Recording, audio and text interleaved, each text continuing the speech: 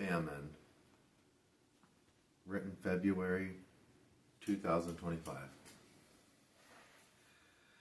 Outrun the rain we hope for, never refusing to hear the song of flood, drought, and famine. I step away from the garden, letting the rain have its time. Flowers are jewels we can't afford, every one of them a colored mantra. A culture who only themselves to find. You exercise a cold perspective, although you promise not to. We salvage, as a people, what we can in a situation with no choice. When the heritage of a forgotten bloodline spoke to you, it was in a dialect unknown to others. Show them music, you showed them soul. The familiar imperial blade came for the throat of dreamers, equipped with wings to fly and sing. A bloodline worthy only of famine, and necks meant for the boot. How is soil too traumatized to give harvest?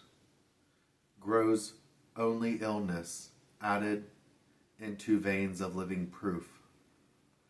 This was not a myth. Hell, after all, was said to be self-inflicted. Poor to the point, not even a pot to piss in, and if so, would be rinsed to eat from, if anything to nourish. Never a penny for pencil or paper, which allows a small breath of air for the dreams never allowed. Starved to the loss of identity, appetite will never be an immigrant. That very somewhere all roads lead to was nowhere for the flock. A number never equal. A flock grounded because of imperial winds. Within buildings and on streets are ghosts, retracing steps where the bodies had fallen, retrace steps to find silence inevitably. The hurt, the pain passed down lay in my veins, blood on a hand not acknowledged. Maybe it will be when the hand slips, unable to hold what is denied. Although the bodies are no longer, the spirit is. Bodies remembered for making the most of shadow when light had been stolen. Light, I'm sure, would have exposed the boot stains on our ancestors' neck.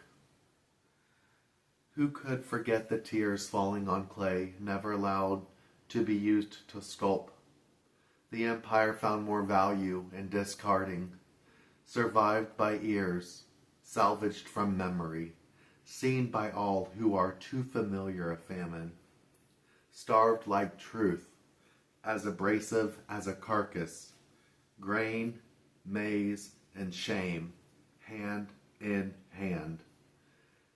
Passage pays for the body, but never the soul, waiting to wash up on shore like a bottle without a message, well versed in mother tongue, illiterate otherwise.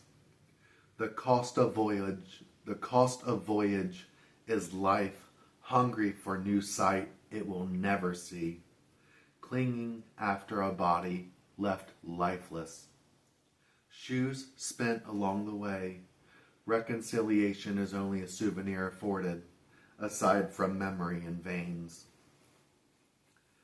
Too caught up in every day, the past becomes overlooked. A people and their image relegated to ill shadows. By the third generation, forgotten are the trespasses of mothers and daughters, fathers and sons, history and people.